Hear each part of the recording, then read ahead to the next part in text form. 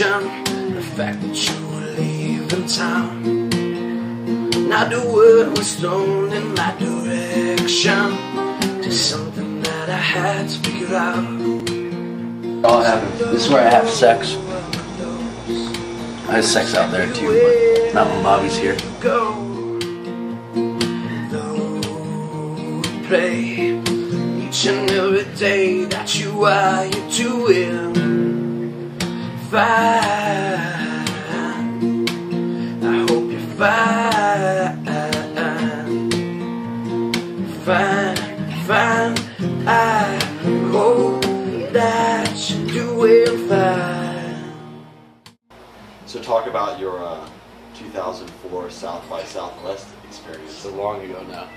It was run by On Tap, which is a local music publication who has been very supportive of my music since I came to town. So basically we just, it was Scott Harlan and I at the time, who was my bass player, and we went through the rounds and made it to the final round. Once we got there, kind of just did our thing, and we ended up winning the acoustic portion. So we ended up winning and got to go play South by Southwest in Austin, Texas, and it was completely and ridiculously overwhelming. There were so many bands who I realized had it together, and I was just this young kid who was clueless, writing decent songs, but that was the first time I realized there's so much more to your music than just the music. You have to, it's just marketing, image is like 40%. So the experience was amazing. We got to fly there, and so I didn't have to drive to Texas, which was nice. We had passes we could walk into any show. So I would go and check out all these bands, and I was jealous. I was blown away by their skills, and I was young, and I went and just grabbed a few beers and enjoyed great music. Would you say that would be your most memorable band-oriented experience or best? No. It was educational. The first time I ever played a show, I opened for a band called Dispatch, who I just went and saw this past week at Madison Square Garden. They sold out 3 shows at MSG, and we got to go backstage and hang out with guys like Stephen Kellogg, who's another singer-songwriter who's amazing. I have a friend who we're kind of working with at this point, and he manages Bradigan from Dispatch, who's the drummer. He also has a great side project that he started, and so I've played with him a few times. That was great. Probably that, singing with Toots and the Maytals, or singing If I Had $1 Million with the lead singer of the Bare Naked Ladies, which was pretty awesome because we were doing the whole call and answer thing where he'd be like, if I had $1 million, and I was like, if I had $1 million. So I got to do the response to that. So probably the Bare Naked Ladies thing, I'd say. But definitely moments on stage, because those are the moments that you don't really remember initially when you get off the stage, but as soon, like a week later, you're like, I cannot believe that happened. It'll wake you from a dead sleep type thing. On the other side of that, what would be the most embarrassing or worst experience? Probably the worst experience would be coming off stage and your band being disappointed in your performance. I had a tough time with this new record where Patrick Thornton and I, my bass player, we went into the studio and I had written all these songs, but we didn't do much pre-production, so we kind of went in and adjusted the melodies to make them more appealing. And when I was having a tough time doing that on stage, capturing the performance that we had done in studio and bringing it to the people. And so that record kind of made me aware of how important melodies are, but then it was hard for me to do it on stage. But now it's like my focus, where my guitar playing can be so absent-minded and it's just there and I don't need to think about it, and I really focus on my singing.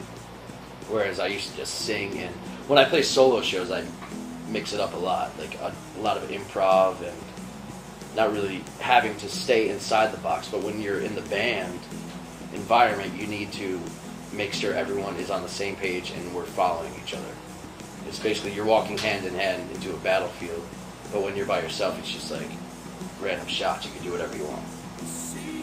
Now, with your past experiences with Emergenza or On Tap, these contests, what's your point of view on Battle of the Bands or contests and the merit of those?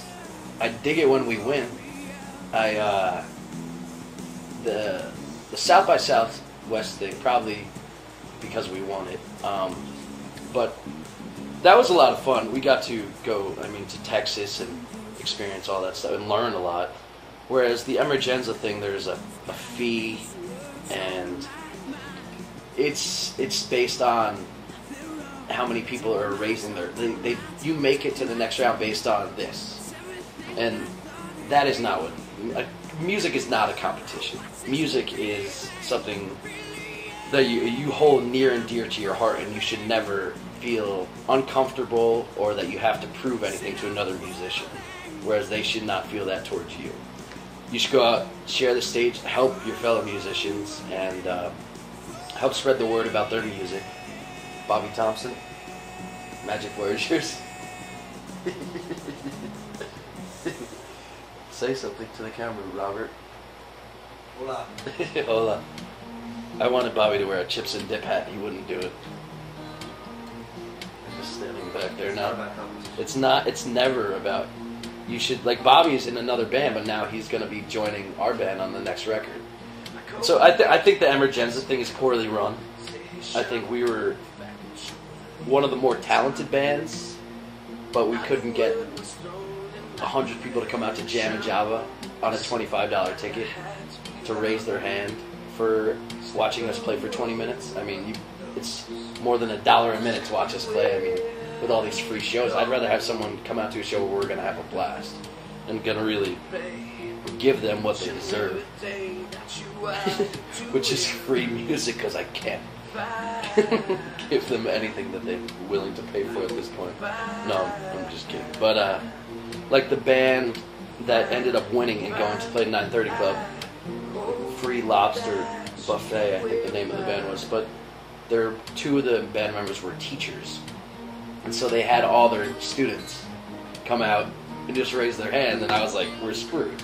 Like, I don't even care to get on stage, but we got on stage, and you always, no matter what, you put on your cape and be as good a superhero as you can be, but it's a lot tougher in times like that where there's no joy, and it's not a show, it's a contest, and it's not a sport. I'm not trying to win a trophy. I'm just trying to play the songs for people. Now, what has been your strategy in getting your music out there? Playing shows.